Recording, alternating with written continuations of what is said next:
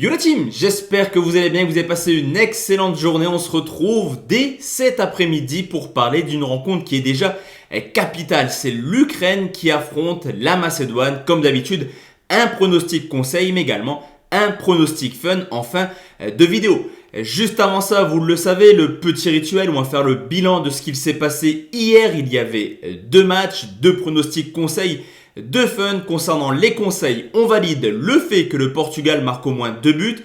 C'était long, ça a mis du temps à se dessiner, mais le Portugal a marqué à 3 reprises. Concernant la rencontre entre la France et l'Allemagne, j'étais parti personnellement sur les deux équipes marques coté à 1,77.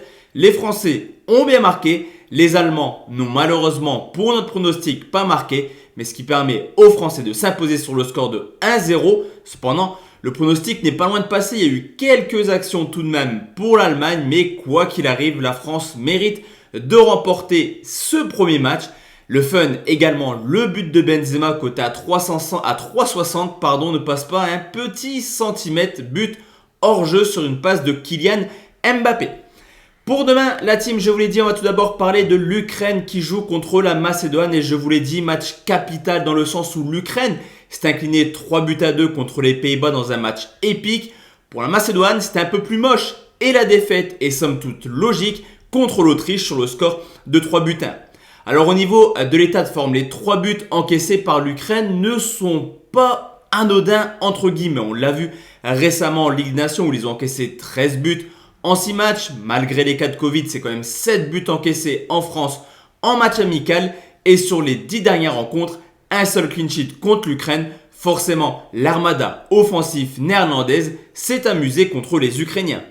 Du côté de la Macédoine, qui est un petit peu l'équipe surprise de cet Euro, cette participation première historique, on les pensait capables de faire un coup contre l'Autriche, au vu de ce qu'on a vu, justement en qualif de l'Euro, mais également en qualif de Coupe du Monde et cette victoire contre l'Allemagne sur le score de 2-1. Cependant, le match était assez terne et ils ont profité d'une erreur défensive pour que le vétéran Pandev égalise pour la Macédoine. Malgré une très mauvaise série de résultats où l'Ukraine a seulement remporté 2 victoires sur les 10 dernières rencontres, on peut quand même constater qu'offensivement, cette équipe est en place. Elle reste sur 7 matchs de suite en marquant au moins un but. Et lors des phases de qualification, dans une poule plutôt compliquée avec la Serbie et le Portugal, on peut constater que sur les 8 rencontres, 6 fois, l'Ukraine a marqué au moins 2 buts. Yarmolenko et Yaremchuk, qui ont été buteurs contre les Pays-Bas, sont extrêmement en forme cette année. Yarmolenko avec West Ham, mais surtout Yaremchuk qui a marqué 20 buts avec la Gantoise cette année, qui pourrait porter l'Ukraine vers une possible qualification en 8e de finale.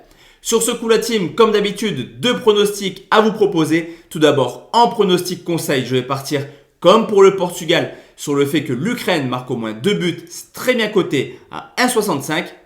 Le pronostic fun, je vous ai parlé du buteur Yaremchuk qui sera à coup sûr titulaire et qui jouera les 90 minutes. Le but du joueur de la Gantoise, c'est coté à 2,82. Donc voici la team, mes 2 pronostics concernant Ukraine-Macédoine. On se retrouve à 18h pour parler d'un choc un peu plus intéressant qui opposera le Danemark à la Belgique. Excellente journée à tous et à toutes et on se donne rendez-vous à 18h. Ciao ciao.